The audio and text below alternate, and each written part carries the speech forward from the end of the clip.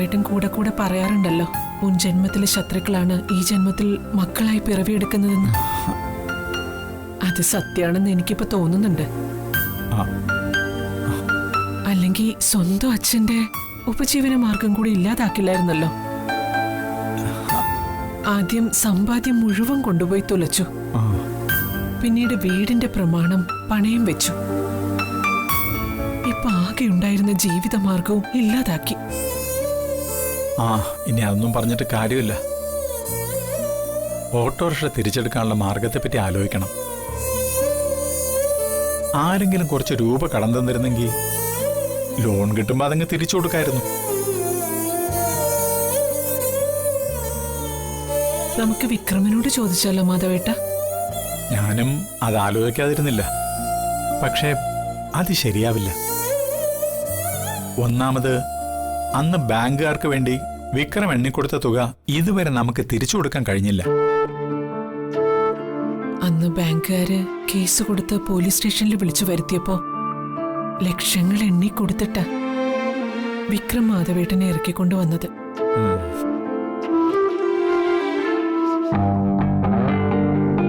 മാധവേട്ട, പ്രകാശം വിചാരിച്ച കുറച്ചു തുക ആരുടെയെങ്കിലും കയ്യിൽ നിന്ന് കടം വാങ്ങിത്തരാൻ പറ്റുമായിരിക്കും. പണം അവനോട് ചോദിക്കല്ലോ, മറ്റൊരാളുടെ കയ്യിൽ നിന്ന് കടം വാങ്ങി തരാൻ പറയല്ലേ.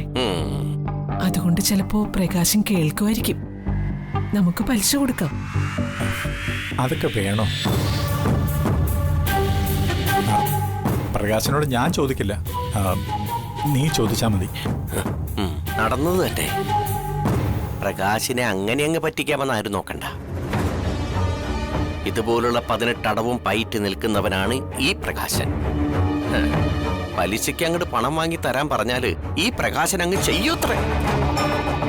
പറ്റിപ്പിന്റെ ഓരോരോ മാർഗങ്ങളേ. ഇത് ഞാനിവിടെ നിന്ന് കേൾക്കുന്നറിഞ്ഞിട്ട് ഇറക്കിയ തന്ത്രമാണെന്നാണ് എനിക്ക് തോന്നുന്നത്. എന്ന് ഞാൻ ചോദിക്കാം. മോനെ, അമ്മ നിന്നെ കാണാൻ വരികയായിരുന്നു. നീ ഒരു ഉപകാരം വേണ്ട, എല്ലാം ഞാൻ കേട്ടു.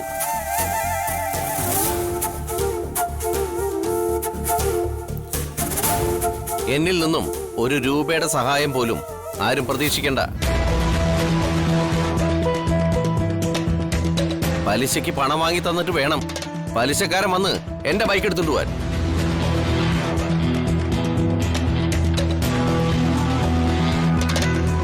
കൊള്ളാം, നല്ല മകൻ.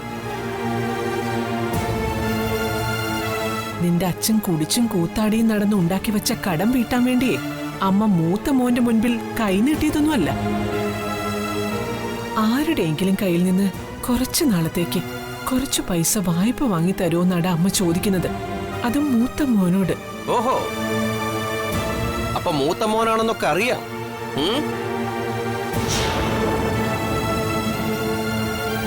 ഇതെന്താമ്മേ, കൂടെ കൂടെ മാത്രമേ ഓർമ്മ വരുള്ളൂ ഈ പ്രകാശൻ മൂത്ത മോനാണെന്ന്. എന്ന് ഓർമ്മ വരാൻ മൂത്ത മോന്റെ കടമയൊന്നും നീ ചെയ്യുന്ന. ചന്ദ്രു, മതി. കണ്ടവന്റെ മുന്നിൽ കൈനീട്ടിയുള്ള ശീലമൊന്നും മാധവനില്ല.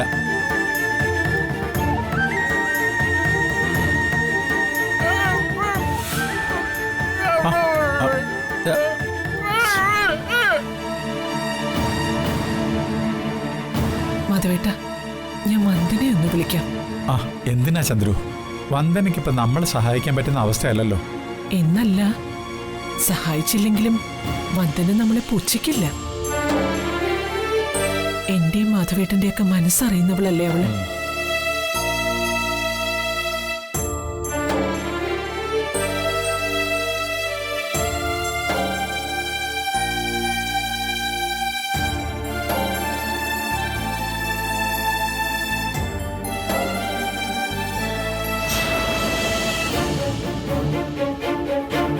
വന്ദന ഫോൺ എടുക്കുന്നില്ല മാധവേട്ട. ഇനി നമ്മൾ എന്ത് ചെയ്യും മാധവേട്ട? ചന്ദ്രു, മാധവന്റെ കയ്യിൽ പണമില്ലെന്നേ ഉള്ളൂ. നിന്നെപ്പോലുള്ള പുണ്യം കൂടെയില്ലേ? മതി, ഈ മാധവൻ അത് മതി.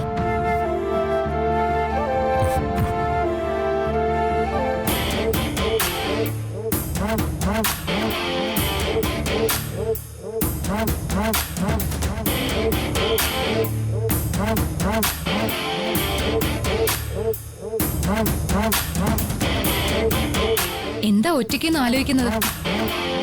എന്നാൽ ഇതല്പം കടുത്തുപോയി വിദ്യയെടുത്തി. അവളുടെ ഒരു റെയ്ഡ്. അമ്മായിയച്ഛന്റെ പ്രീതി പിടിച്ചു പറ്റാൻ ജഗനും വന്ദനയും കൂടി ചേർന്ന് തിരക്കഥ എഴുതി ആടിയ നാടകമാണോന്ന് എനിക്ക് സംശയമുണ്ട്. നാടകമാണേലും സിനിമയാണേലും അച്ഛൻ അവളോടുള്ള ആറ്റിറ്റ്യൂഡിൽ മാറ്റം വന്നിട്ടുണ്ട്. ഇങ്ങനെ പോയാ പയ്യെ പയ്യെ അവൾ അച്ഛന്റെ പ്രീതി പിടിച്ചു പറ്റി ഈ വീട്ടിലെ ആസ്ഥാന മരുമകള് പട്ടം നേടിയെടുക്കും. പിന്നീട് വിദ്യയിടത്തേക്ക് അവളുടെ ബാല്യക്കാരിയായിട്ട് നിൽക്കേണ്ടി വരും. അറിയാലോ, ഒന്നാമത് അച്ഛന് ജഗൻ ചേട്ടനോട് കുറച്ച് ഇഷ്ട കൂടുതല്. ഇപ്പൊ കുറച്ച് പിണങ്ങി നിൽക്കുന്നെങ്കിലും അവര് തമ്മിലുള്ള യോജിപ്പ് ഏത് നിമിഷവും സംഭവിക്കും. അങ്ങനെ സംഭവിച്ച മൂഷിക സ്ത്രീ വീണ്ടും മൂഷിക സ്ത്രീ ആയ അവസ്ഥയായിരിക്കും ഏട്ടനും ഏട്ടത്തിക്കും.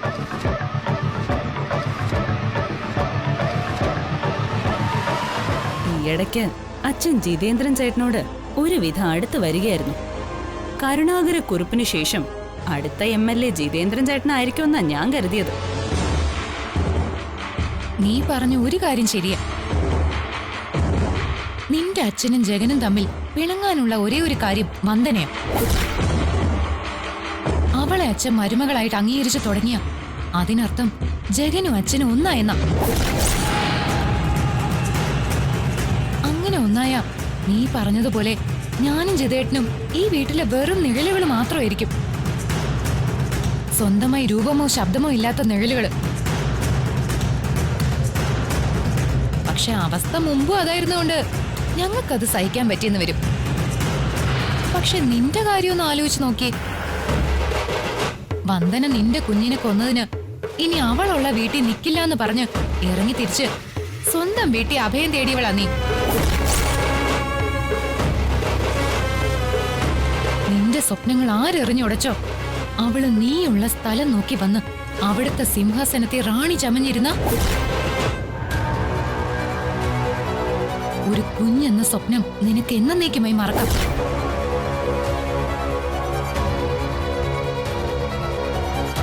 അപ്പോഴും ലാഭം അവൾക്കാ. എനിക്കോ കുഞ്ഞുങ്ങളില്ല. നീ കൂടി പ്രസവിച്ചില്ലെങ്കിൽ പിന്നെ അവൾക്ക് ജനിക്കാൻ പോകുന്ന കുഞ്ഞായിരിക്കും ഈ സർവ്വ സ്വത്തിന്റെയും അനന്തരാവകാശി. ഇല്ല, എന്റെ കുഞ്ഞിനെ കൊന്നവളെ അച്ഛനെ കൊണ്ട് ഒരു കാരണവശാലും അംഗീകരിപ്പിക്കില്ല. എത്രയും പെട്ടെന്ന് അവളെ ഈ വീട്ടിൽ നിന്ന് അടിച്ചു പുറത്താക്കണം. മുളയിലെ നുള്ളി എറിയാനുള്ളത് മുളയിലെ നുള്ളി എറിയണമായിരുന്നു. ഈ നശിച്ചവളെയും കെട്ടി ജഗൻ എങ്ങോട്ടെങ്കിലും ഒരു പോക്ക് പോകുന്ന ഞാൻ കരുതിയത്. അവൻ അവളെയും കൂട്ടി ഇങ്ങോട്ട് വലിഞ്ഞു കയറി വരുമെന്ന് ഞാൻ ഒരിക്കലും കരുതിയില്ല. വന്നാ തന്നെ നിന്റെ അച്ഛൻ അവളെ മുടിക്കുത്തി പിടിച്ച് പുറത്തേക്ക് വലിച്ചെറിയുന്ന ഞാൻ കരുതിയത്. ഇതിപ്പോ സംഗതി അങ്ങ് മാറി മറിഞ്ഞു. വിദ്യാർത്ഥി, എത്രയും വേഗം അവളെ ഇവിടുന്ന് പുറത്താക്കാൻ എന്താ വഴിയെന്ന് ആലോചിക്കും.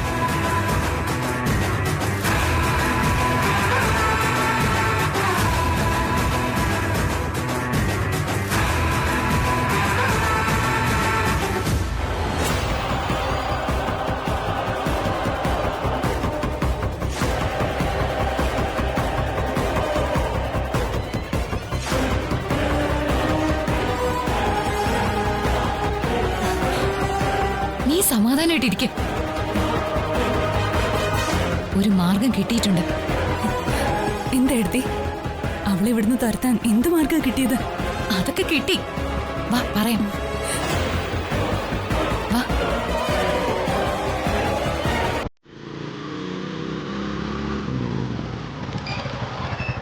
ഇറങ്ങും.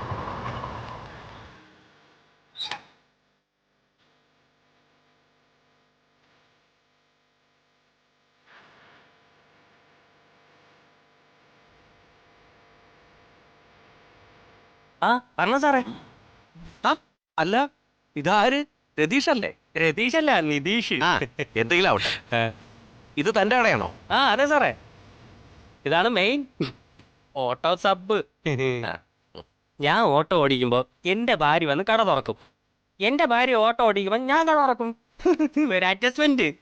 ജീവിക്കാൻ പഠിച്ചവൻ. ഇതൊക്കെ എന്ത്? അല്ല ഉരുളക്കിഴങ്ങിന് എന്താ വില? കിലോ 30 സാറേ. 30 രൂപയാ? കഴിഞ്ഞ ആഴ്ച കിലോ 50 രൂപയായിരുന്നു, ഇന്നലെ മുതൽ കുറഞ്ഞ്. സാറിനിപ്പോ എത്ര കിലോ വേണ്ടേ? 2 കിലോ. വേണ്ട വേണ്ട വേണ്ട വേണ്ടേ? എല്ലാവർക്കും അവിടെ ഗ്യാസിന്റെ പ്രശ്നമാണ്. ഓ, ഉരുളക്കിഴങ്ങ് വേണ്ട. എനിക്കും. ഈ തക്കാളി ഉണ്ടോ? തക്കാളി ഉണ്ട്. തക്കാളിക്ക് എന്താ വില? തക്കാളിക്ക് കിലോ 50 രൂപ ഉള്ളൂ. 50 രൂപയോ? അതെ, ഒരു 250 ഗ്രാം തക്കാളി എടുത്തോ. എന്താ സാറേ, വീട്ടില് വല്ല സദ്യയുമുണ്ടോ? ആക്കല്ലേ. പ്രകാശേട്ടാ, എന്താ ഇത്?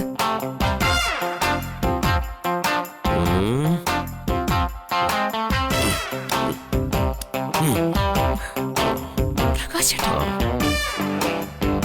അല്ല ഈ സവാളക്ക് എന്താ വില? ആ സവാള ഈ 250 ഗ്രാമിന്റെ വില ആണെങ്കിൽ 10 രൂപ. അത് വേണ്ട. 1/2 കിലോ സവാള എടുക്കുമോ?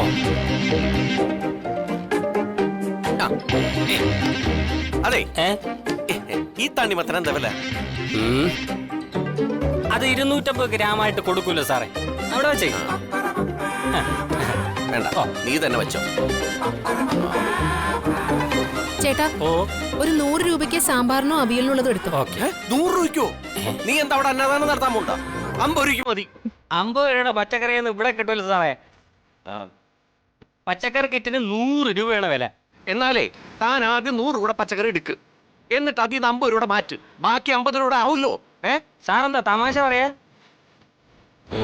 അച്ഛൻ പച്ചക്കറിയും പലവ്യഞ്ജനും ഒക്കെ വാങ്ങിച്ചുകൊണ്ട് വന്ന് മൂക്ക് മുട്ട തിന്നപ്പോ ഈ വിലയൊന്നും അറിഞ്ഞില്ലായിരുന്നു അല്ലേ? ഈ പച്ചക്കറിയിലെ മുഴുവൻ ഇവന്മാര് വിഷടിച്ചു വച്ചിരിക്കുക, എന്നിട്ട് എവിടെയില്ലാത്തൊരു വിലയൻ. ദേ ഏതെങ്കിലും ഒരിടത്തിൽ ഈച്ച വന്നിരിക്കണോ നോക്കിയേ. ദേ ഈച്ച. അതിനർത്ഥം എന്താ? ഇതിലെല്ലാം മരുന്നടിച്ചു വച്ചിരിക്കുന്നല്ലേ? ആളുകളെ കൊന്നിട്ട് കൊള്ളലാഭം ഉണ്ടാക്കാൻ നോക്കാണോടോ? എന്റെ പൊന്നു പെങ്ങളെ, ഈ സാറിനെ വിളിച്ചോണ്ട് പോ. ഈ സാറിന് കൊടുക്കാൻ ഞങ്ങളുടെ കടയിൽ പച്ചക്കറി ഇല്ല. സാറിനെ പോലുള്ളവര് വിഷം തളിച്ച പച്ചക്കറി ഒന്നും തിന്നാൻ പാടില്ല. സാറ് ചെന്ന് സാമ്പാറിനും അവിയലിനുമുള്ള പച്ചക്കറികള് സ്വന്തമായിട്ട് വീട്ടിൽ കൃഷി ചെയ്ത് പുഴുകി തിന്നു.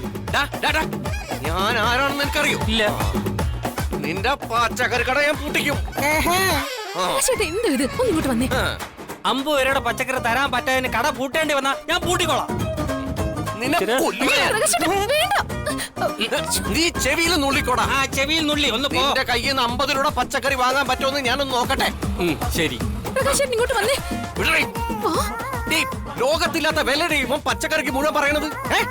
ഇവനെ പച്ചക്കറിയല്ലേ വിളിക്കേണ്ടത്? അതെ, എല്ലാ പ്രിയപ്പെട്ട നാട്ടുകാരെ ഓടിവാ, ഓടിവാ നാട്ടുകാരെ, ഓടിവാ. ഈ കട നടത്തുന്ന രതീഷ്. രതീഷ് അല്ല, നിതീഷ്. എന്തെങ്കിലും ആവട്ടെ, ഇവൻ ഈ കടയിൽ വിൽക്കാൻ വച്ചിരിക്കുന്ന പച്ചക്കറിയിൽ മുഴുവനും മാരക വിഷമാണ്. മാരക വിഷം. ആരും വാങ്ങരുത്, ആരും വാങ്ങരുത്. എന്റെ പൊന്നമ്മേ, ഇവന്റെ പച്ചക്കറി കടയിൽ കംപ്ലീറ്റ് വിഷമുള്ളതാ. ഒരു സാധനം പോലും വാങ്ങരുത്. ചുമ്മാ ചുമ്മാ ഓടാറുത്. പ്രകാശേട്ടാ, എന്തൊക്കെയാ വിളിച്ചു പറയുന്നേ? നമുക്കേ വേറെ നല്ല കടയിൽ നിന്ന് പച്ചക്കറി വാങ്ങാം. എവിടെ പോയി വാങ്ങിയത്?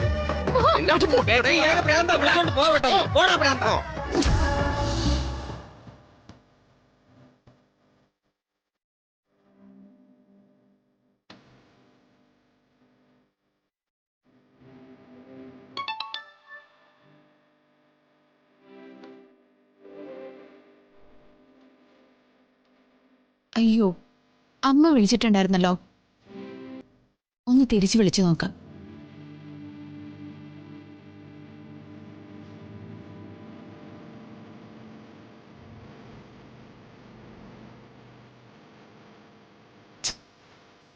അമ്മ എടുക്കുന്നില്ലല്ലോ. അച്ഛനെ വിളിച്ചു നോക്കാം.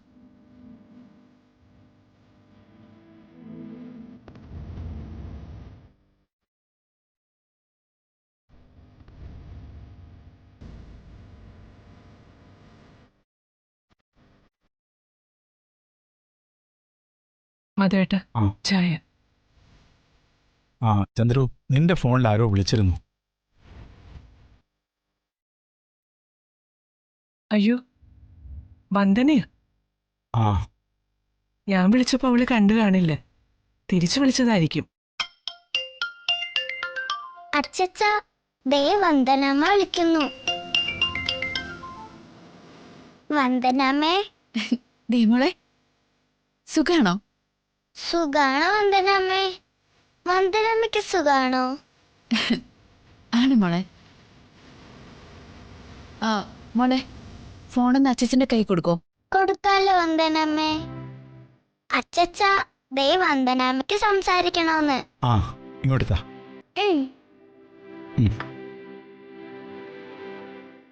മോളെ. ആ അച്ഛാ, അമ്മ വിളിച്ചിരുന്നു. തിരിച്ചു വിളിച്ചിട്ട് അമ്മ എടുത്തൂല. എന്തേ അച്ഛാ, എന്തേലും പ്രശ്നമുണ്ടോ? അത് മോളെ, അമ്മ എൻ്റെ അടുത്തുണ്ട്. ഞാൻ അമ്മയ്ക്ക് തന്നെ കൊടുക്കാം. മോളെ. പറയമ്മേ, എന്തിനാ വിളിച്ചത്? മോളെ, ആ ഓട്ടോ തിരിച്ചെടുക്കാനുള്ള പണം ഇതുവരെ റെഡി ആയിട്ടില്ല.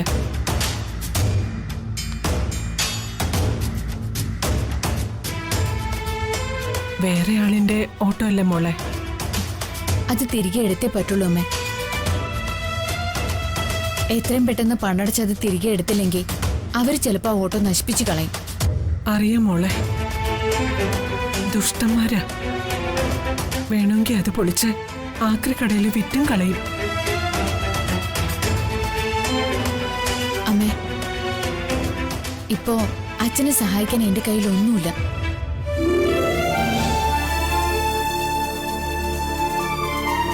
ആ ഓട്ടോ നഷ്ടപ്പെട്ട അച്ഛന് ഒത്തിരി സങ്കടമാവെന്ന് എനിക്കറിയാം. പക്ഷെ എന്റെ കയ്യിൽ ഒരു നിവൃത്തിയില്ലാത്തതുകൊണ്ട്. അറിയാം മോളെ, സാരല്ല. മോള് വിഷമിക്കണ്ട. ദൈവം ഓരോന്ന് നിശ്ചയിച്ചിട്ടുണ്ട്. അതുപോലെ കാര്യങ്ങൾ നടക്കും. അമ്മ മോളെ ഒന്ന് അറിയിച്ചെന്നേ ഉള്ളൂ. മോള് ഫോൺ വെച്ചു. അച്ഛമ്മേ ഇങ്ങത്താ. മോളെ, ഞാൻ ദിയമോൾക്ക് ഫോൺ കൊടുക്കാം. വന്ദനമ്മേ, ജഗനങ്ങളില്ലേ അവിടെ?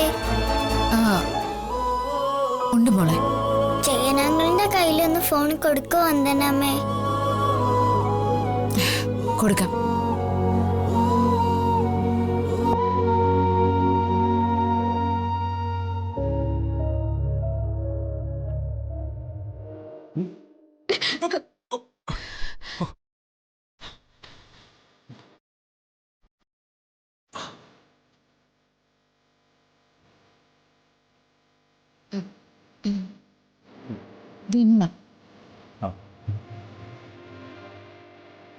ഹലോ, നീ മോളെ. ജഗനങ്ങളെ, എങ്ങനെങ്കിലും അച്ഛച്ചാന്റെ ഓട്ടോ വാങ്ങിച്ചു കൊടുക്കണം ജഗനങ്ങളെ.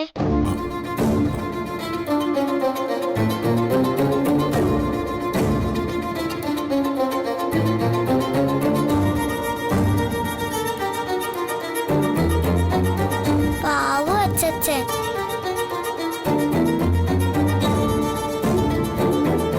മോളെ, അത് uncle. Please uncle.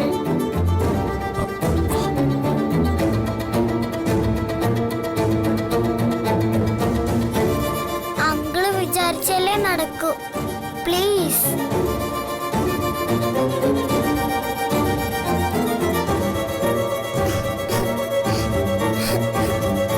Please Jayan uncle.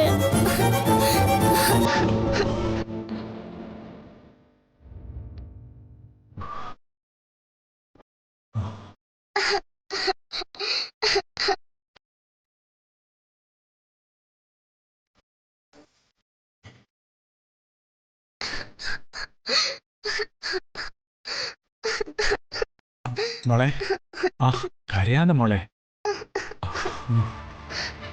മോളെ,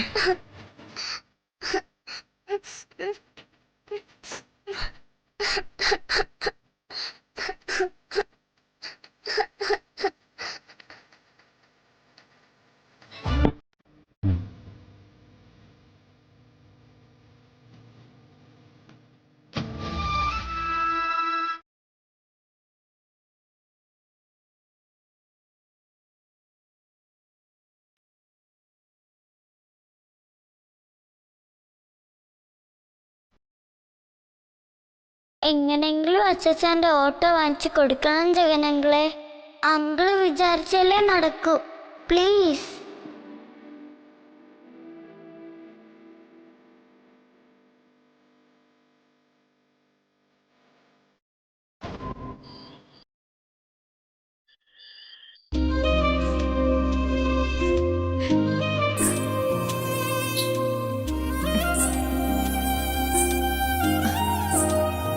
ഇന്നെങ്കിലും ഏട്ടനോട് കാര്യങ്ങളൊക്കെ പറയണം. ഒരച്ഛനാകാൻ പോകുന്നെന്ന് കേൾക്കുമ്പോ ഏട്ടന് വലിയ സന്തോഷാവും. ആള് പിന്നെ ഈ ലോകത്തൊന്നും ആയിരിക്കില്ല. ഇതിപ്പോ എങ്ങനെ ഒന്ന് അവതരിപ്പിക്ക?